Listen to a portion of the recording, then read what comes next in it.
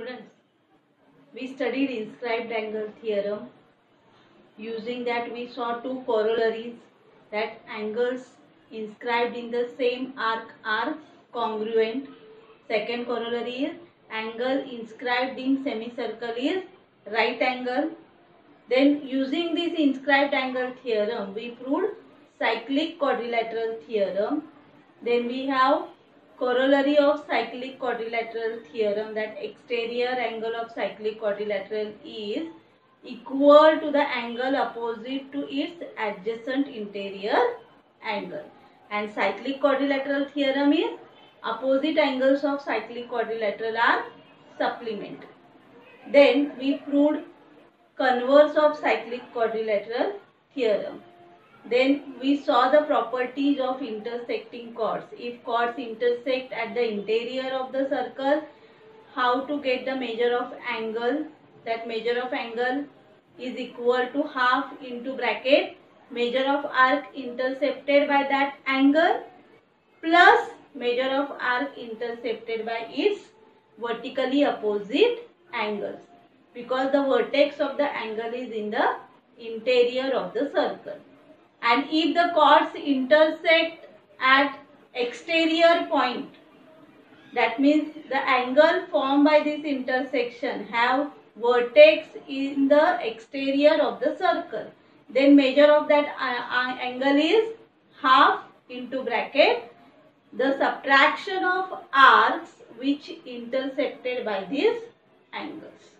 Okay. Now using all this, let us solve practice set 3.4. Question number 1. In a circle with center O is the center of the circle. In this circle, length of chord AB is equal to the radius of circle. The length of this chord AB is equal to radius of the circle. So in the figure you can see OA and OB are radius. So AB is also equal to radius. So the triangle is equilateral triangle. And we have to find out angle AOB, angle ACB, arc AB and arc ACB. So let us solve this question. First we will take this given statement. In a circle with center O. In a circle with center O. Length of chord AB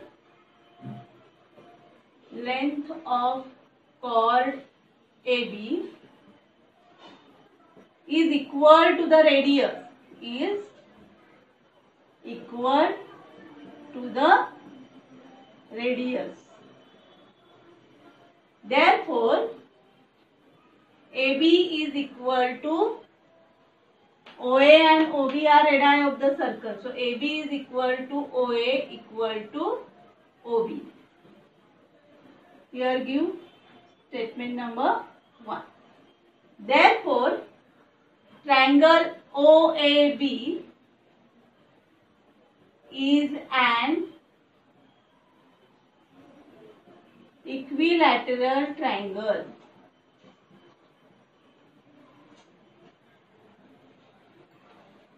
So as we know that equilateral triangle, each measure of equilateral triangle's angle is 60 degree.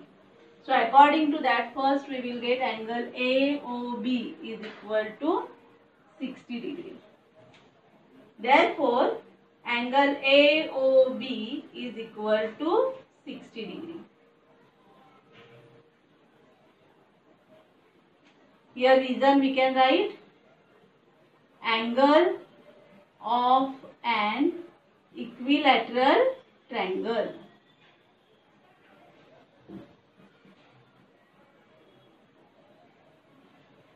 So this way we proved first one. Angle AOB is equal to 60 degree we got. Now find out second one. Second they ask angle ACB. Angle ACB. So At the time of inscribed angle theorem, we studied the relation between these two angles. Angle AOB is having vertex at the center and angle ACB is having vertex on the circle. So measure of this angle is half of measure of central angle. Okay. So angle ACB is equal to half of measure of angle AOB. Therefore, angle ACB is equal to half angle AOB. We got 60 degree. So half of 60 degree. Reason you can write inscribed angle theorem. Inscribed angle theorem. And therefore angle ACB is equal to half of 60 degree. Half of 60 degree is 30 degree. So this way we got measure of second angle. Now we want to find out arc AB, third one. Arc AB, this arc. Okay, now here we have the measure of central angle and we have measure of inscribed angle also. This angle we got 30 degree. So measure of arc AB we can find two ways. Okay, first is we know the measure of minor arc is equal to measure of central angle. And the second method is you can use inscribed angle theorem. Okay, so we will use the first method, that measure of arc AB is equal to measure of angle AOB. Okay, so reason we can write definition of measure of an arc. Measure of minor arc. And therefore measure of arc AB is equal to 60 degree. So this way we got third answer. Now we want to find out fourth one. Arc ACB. So let us solve here fourth one.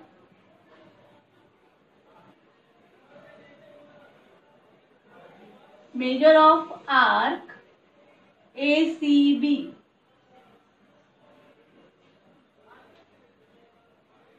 See, measure of arc ACB and measure of arc AB together form one complete circle. Okay, and out of these two arcs, measure of this AB we got.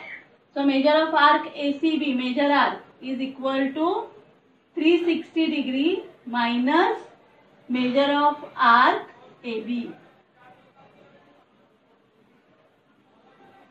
So 360 degree minus measure of arc AB, we got 60 degree equal to 300 degree. Therefore, measure of arc ACB is equal to 300 degree.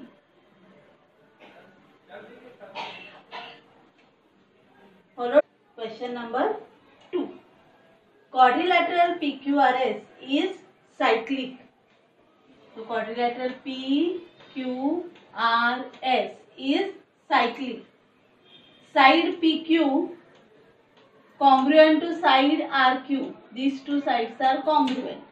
And angle PSR is given 110 degree. So we have to find out first measure of angle PQR. Measure of angle PQR.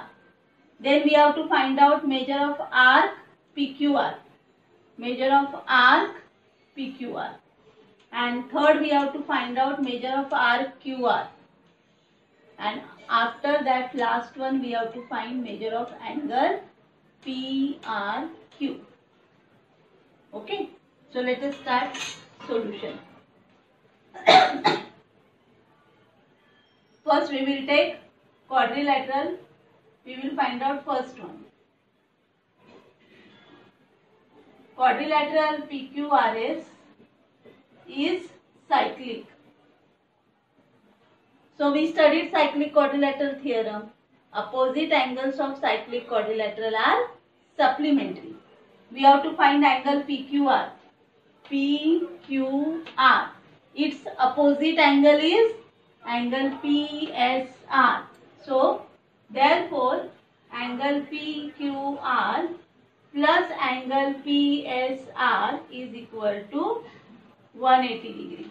Reason we can write opposite angles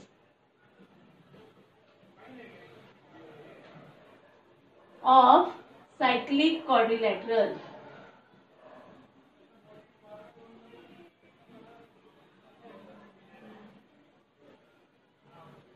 Therefore, angle PQR plus angle PSR is given 110 degree equal to 180 degree. Therefore, angle PQR is equal to 180 degree minus 110 degree. Take plus 110 on right hand side. So therefore, angle PQR is equal to 70 degree. First answer we got. Now second answer. We want to find measure of arc PQR.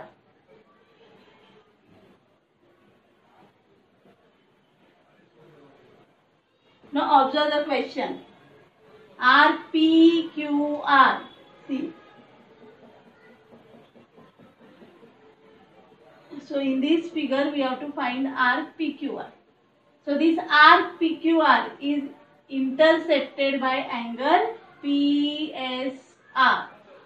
So by inscribed angle theorem, angle PSR is equal to half measure of arc PQR. Understood? Here reason you can write inscribed angle theorem. Inscribed angle theorem. Now angle PSR is given 110 degree. So 110 degree equal to half measure of arc PQR. So to find out this measure of arc PQR, we will take this 2 on this side. So 110 multiplied by 2.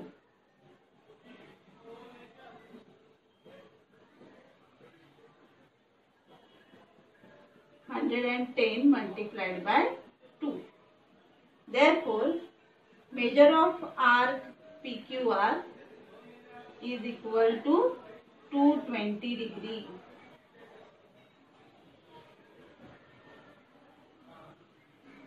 So, second answer we got. Now third one.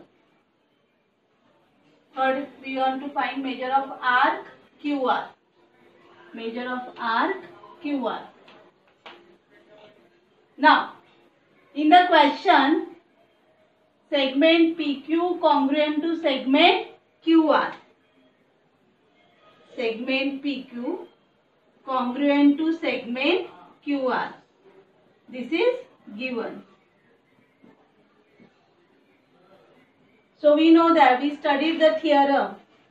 Arcs corresponding to congruent chord are congruent. So if these two chords are congruent, we will get arc PQ and arc QR congruent. Therefore, arc PQ is congruent to arc QR. Reason, arcs corresponding to congruent chords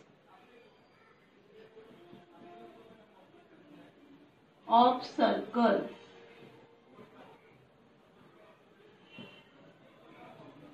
Okay, so if these two chords are congruent, they have equal measure.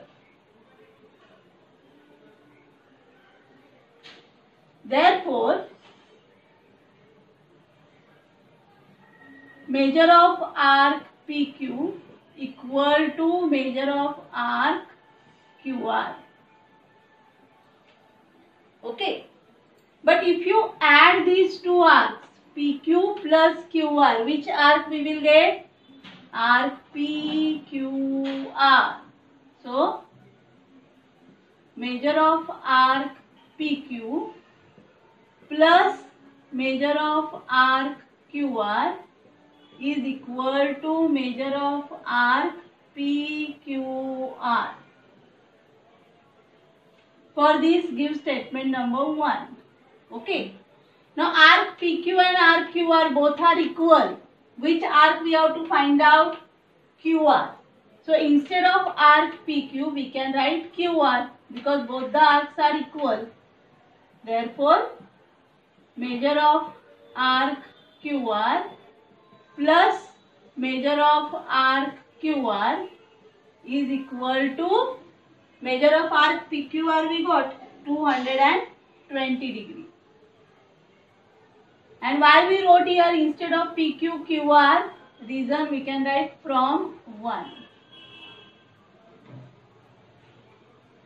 Now addition of these two is twice measure of arc QR is equal to 220 degree.